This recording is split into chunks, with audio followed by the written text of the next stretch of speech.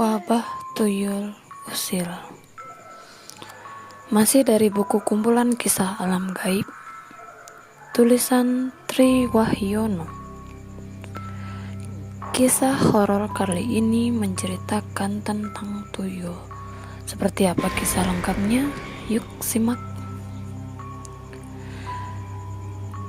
Sekitar 3 tahun lalu, desaku mengalami musibah besar yang membuat warga resah. Musibah ini bukan berupa bencana alam atau wabah penyakit seperti yang biasa diberitakan di media, melainkan hilangnya uang secara misterius dari banyak warga. Hampir setiap orang di desa kehilangan uang, mulai dari pecahan kecil hingga ratusan rupiah. Banyak yang menduga kejadian ini disebabkan oleh tuyul.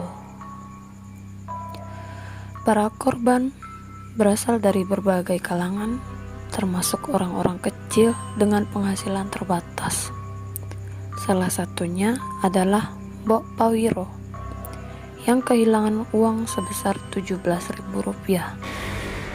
Ia sehari-hari berjualan tempe di pasar dan jumlah uang itu sangat berarti baginya. Mbok Pawiro yakin uangnya hilang secara gaib. Desas-desus tentang tuyul itu cepat menyebar. Warga mulai mencurigai orang, yakni Pak Junponi dan Bu Saiji. Tuduhan ini muncul karena ada yang pernah melihat mereka pergi ke makam Pangeran Samudra. Setelah kejadian itu, kehidupan keduanya berubah drastis, seperti mereka menjadi kaya dan memiliki banyak sawah. Konon, di rumah mereka ada brankas berisi uang dan setiap malam selepas maghrib, mereka selalu meletakkan bunga katil di atasnya sebagai sajian. Menanggapi keresahan warga, kepala desa yang dikenal soleh dan pernah nyantri di Pondok Watu Jonggol, Magelang pun bertindak. Beliau merasa prihatin dan berupaya membantu secara diam-diam. Pak Kades berhasil menangkap tuyul yang diduga milik Pak Junponi. Ia kemudian memberi peringatan agar tuyul itu diambil dalam waktu 3 hari. Jika tidak, maka akan dibuangnya ke Laut Selatan. Namun, hingga 5 hari berlalu, Pak Junponi tidak juga datang. Akhirnya, Pak Kades membuang tuyul itu ke laut seperti yang telah dikatakannya. Sejak saat itu, tidak ada lagi warga yang kehilangan uang.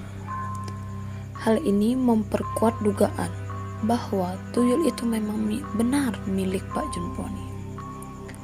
Sementara itu, setelah mendengar tuyul milik Pak Junponi ditangkap, Bu Saiji merasa takut.